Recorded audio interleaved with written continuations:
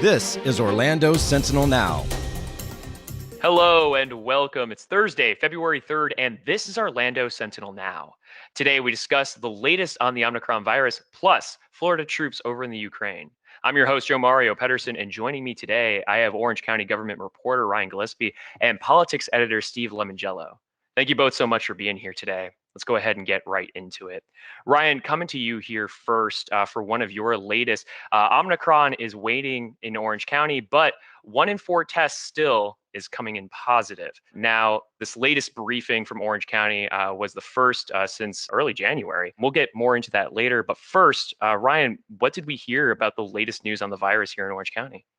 Yeah, it felt weird to write the sentence that infection rates are waning, even as the positivity rate over the last 2 weeks is 25%, which is, we we've kind of sounded the alarm when it's gotten to like 10% before. So 25% is still remarkably high, but as Orange County Mayor Jerry Deming said yesterday, it's not the 40% that it was, the last time that we met or a couple of weeks ago, when 4 in 10 tests were positive. So we are seeing declines. There's a bunch of evidence of that. One of which is at the county's wastewater treatment plants, where they do this kind of surveillance of the wastewater to see how much of the virus we are shedding throughout the county. There are 3 collection sites. All of them were seeing declines of like 84% or more. So some of them were in the 90%, which they're, again, in the context of Omicron, still quite a bit of virus around. Amounts that we would have been shocked by, several months ago, but far lower than maybe early January. Gotcha.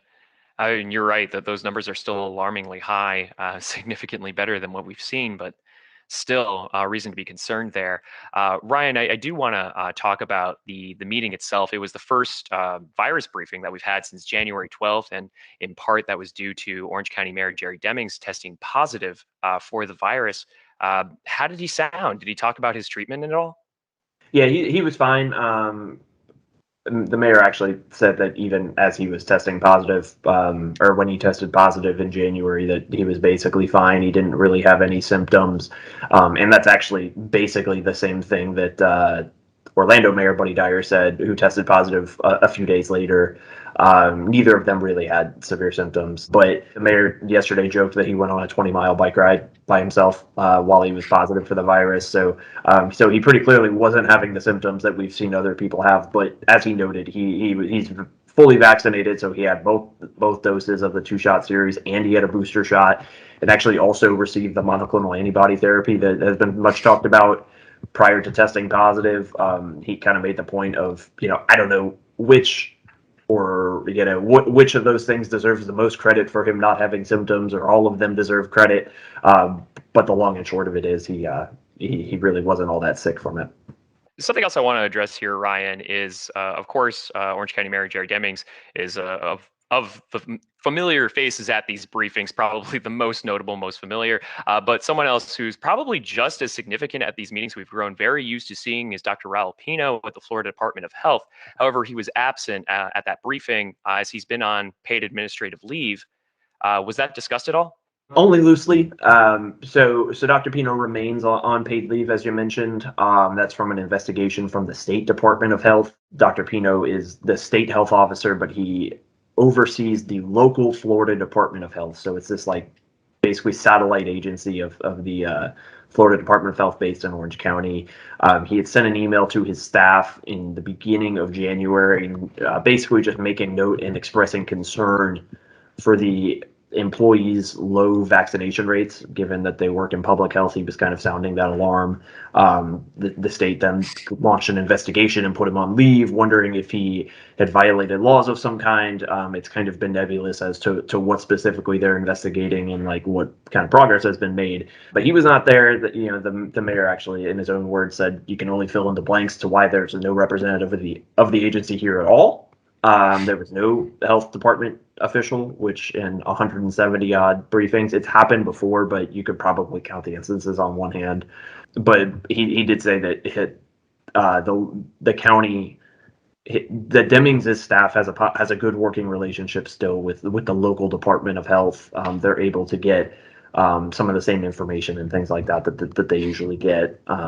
So no Raul Pino, but and no real explanation as to why. Ryan, before I let you go here, I do want to talk about one other big topic that came up during this briefing, and that was the county tourism tax.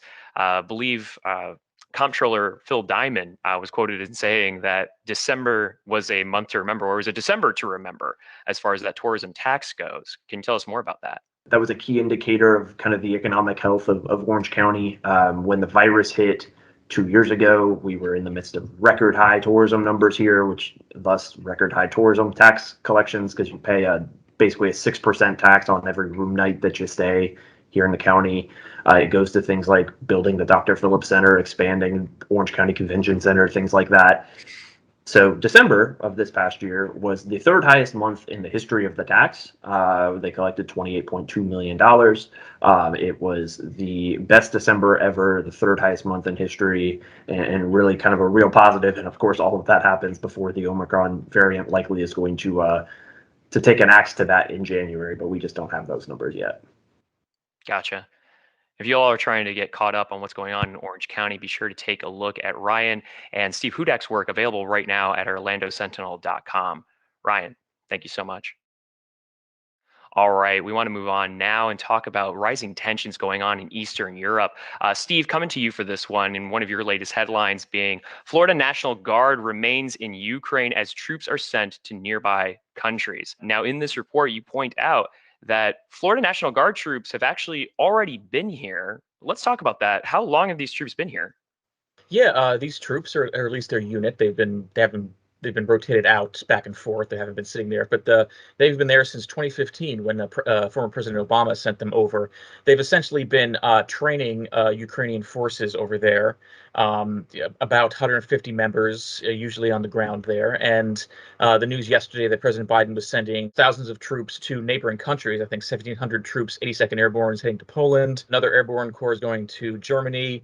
About an army unit's heading to Romania, but like none into Ukraine itself. But again, these Florida troops, on and off, have basically been in that country for the last going on 7 years now. Steve, have we heard any plans to move those troops in particular?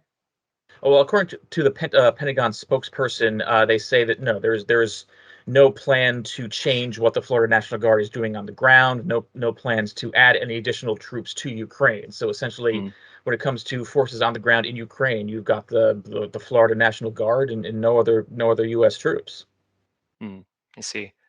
And Steve, in your report, you referenced a WFLA report that had discussed how tensions are there right now.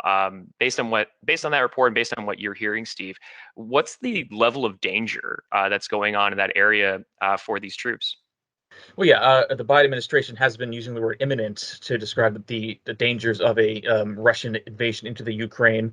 They recently stopped using that phrase just as Ukraine itself started using it. So there's some question about whether Putin is actually going to do this or not. Like this would be a major military event. Does Putin and Russia really want to do this?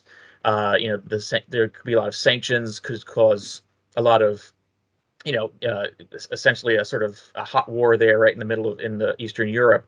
So a West Point graduate Army intelligence officer told WFLA in Tampa last month that Russian troops obviously massed on the border of Ukraine forces there. Essentially, there's a high probability if any type of conflict occurs, you have NATO and Russian forces engaged, and that could include the Florida troops in Ukraine. Now it's a question. They're mostly training Ukrainian forces there, so it's a question about they probably wouldn't be involved on the front lines there. They might be caught up in anything if Russian troops head towards them.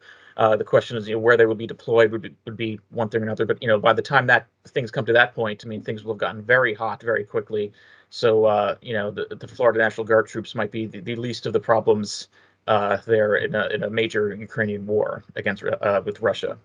Really concerning situation going on over there. Even more concerning thinking about Florida troops being there as well. If you're all trying to get caught up on that story, find out more details, you can take a look at Steve's work right now at orlandosentinel.com.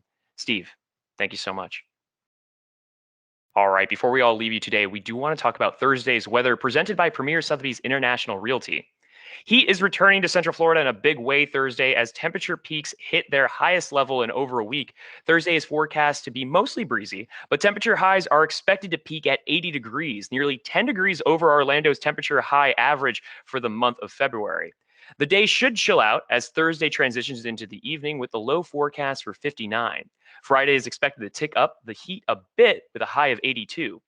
Cooler temperatures are forecast to return to Central Florida Friday evening as the low dips to 62. That trend should continue into the next work week with temperature highs in the high 60s.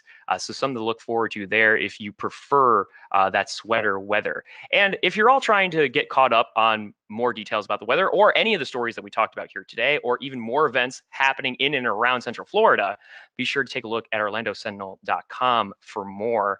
And for those of you who are subscribers to the Orlando Sentinel, thank you so much for supporting this kind of work and supporting local journalism. If you want to become a supporter, it's easy to do so. All you need to do is visit orlandosentinel.com/subscribe.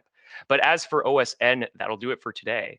A big thank you to Steve and to Ryan for keeping us filled in what's going on. We'll be back again with more news tomorrow at noon. We'll see you then. Stay healthy, and stay safe. Watch Orlando Sentinel Now live every weekday at noon on our Facebook page and on orlandosentinel.com.